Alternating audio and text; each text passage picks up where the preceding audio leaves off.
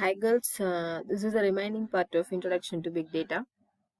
This topic covers the why big data and what are all the characteristics of data which are not defined in the big data.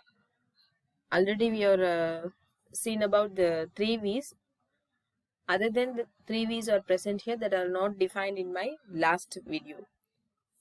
So why big data? The other characteristics of data which are not definitional traits of big data. There are 8 other characteristics of data which are not necessarily the defined traits of big data.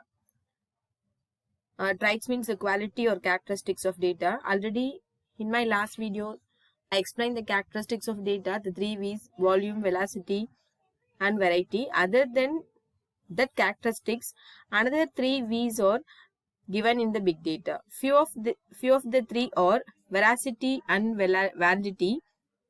Second in volatility, and third one variability. These 3 V's also available in the characteristics of big data. The first one is the veracity and validity. Veracity refers to the biases, noise and abnormality in the data. The key question here is all the data that is being stored, mined and analyzed meaningful and pertinent to the problem under consideration? Validity refers to the accuracy and correctness of the data.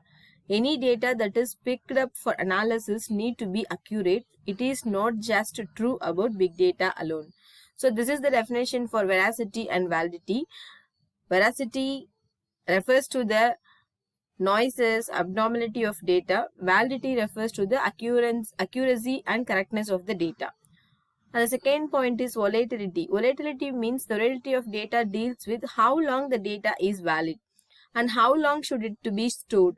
There are some data that is required for long-term decisions and some data required for a period, longer period, shorter period, like that.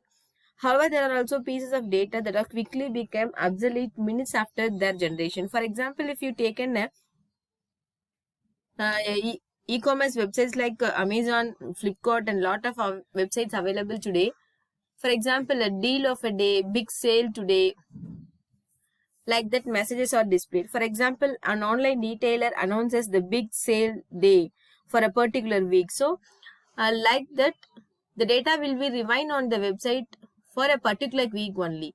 For example, if you take online retailers announce for a one day like January 26th for January 15th for Pongal celebrations, for that according to the country, the retailer announces the sales, big day sale, like that. So the data are only valid for that period only. For example, if it's a festival season, there should be a announcement sale for that time only. So that are all the volatility of data.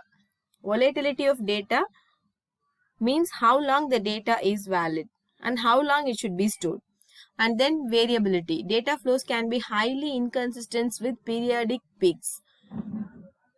So that is the variability. And then why big data? The more data we have for analysis, the greater will be the analytical accuracy. And also the greater would be the confidence in our decision based on these analytical findings. This will entail a greater positive impact in the terms of enhancing operational efficiency, reducing cost and time, and innovating on new products, new services, and optimizing existing services. For example, if you have to decide a decision, if you have more data, you have to analyze all the data, you should get a good decision according to that data. More data, that means more accuracy analysis, that means the greater confidence in decision making, that will give a greater operational efficiency, cost reduction, time reduction, new product development and optimized offerings, etc. So this is the pictorial representation of why big data. More data, that means the more accurate analysis, more confidence in decision making, greater operational efficiency, cost reduction, time reduction, new product development, optimizing offerings, etc. And then the next topic is traditional business intelligence versus big data. Let us take a sneak peek into some of the differences that one encounters dealing with traditional BI and big data. In traditional BI environment, all enterprise data is housed in a central server, whereas in a big data environment, data reside in distributed file system. For example, if you taken past before 10 years or 15 years back, all the data are stored in a central server. If the central server is not worked or the other systems are not worked at all, so it all based on a one server. Like that, it will create lot of problems. So in big data environment resides in a distributed file system. The distributed file system scales by scaling in or out horizontally as compared to the typical database server that scales vertically. So in traditional BI, data is generally analyzed in an offline mode, wherein big data, it is analyzed in the both real time as well as the offline mode. So the third difference between the traditional database and the big data is traditional BI is about structured data, and it is here the data is taken to processing functions, whereas big data is about variety, structured, semi-structured, unstructured data, and here the processing functions are taken to the data. So the three differences are, first one is the traditional databases use the central data server, but big data use the distributed file system. The second point here is the traditional big data, so the traditional business intelligence, that means shortly called the BI, you analyze the data in the offline mode, whereas in big data it is analyzed in the both online and real time also, offline also. The third point, the difference between the traditional business intelligence and big data is the traditional business intelligence is about only structured data, but in big data, we have a variety of data, structured, semi-structured, and unstructured data. And then a typical data warehouse.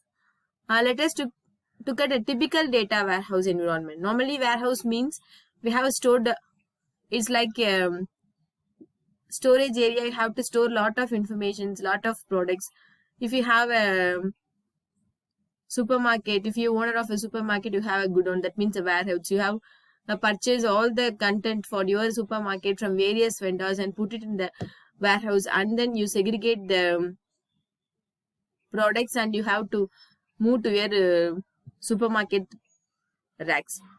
Like that, the data house is the whole data package is placed there. Operational or transactional or day-to-day business data is gathered from enterprise resource planning systems and CRM, customer relationship management, legacy systems, and several third-party applications. The data from these sources may be differ in format because the data are all in different format. We have lot of databases available, RDBMS or non-RDBMS, structured, semi-structured, unstructured, like that. So data could have been housed in any RDBMS such as Oracle, MS SQL Server, DB2, MySQL, and Teradata, and so on. Some maybe place your data in the spreadsheet. For example, Excel also you have to store some data. The extension of the Excel is .xls, .xlsx, etc. or .csv or text files. Data may come from data sources located in the same geography or different geography areas. This data is then integrated, cleaned up, transformed, and standardized through the process of extraction. So how the data mining, if you think about the mining of gold, mining of diamond, because the gold mining is that it will be under the mixture of sand and all the muds also placed along with the gold particles. But you have to mine that gold particles from extract from the mud, sand. The mine people extract the gold from it, from the sand, like that. Okay, like that here the data are come from variety of environment and variety of databases. You have to extract the data from that variety of data. The data is then integrated and then cleaned and then transformed and standardized through the process of extraction, transformation, and loading, that is called ETL, process of extraction. You have extract the data and transform the data according to your business and then loading the data. So the transformed data is then loaded into the enterprise data warehouse available at the enterprise level, or data marts available at business unit or functional unit or business process level.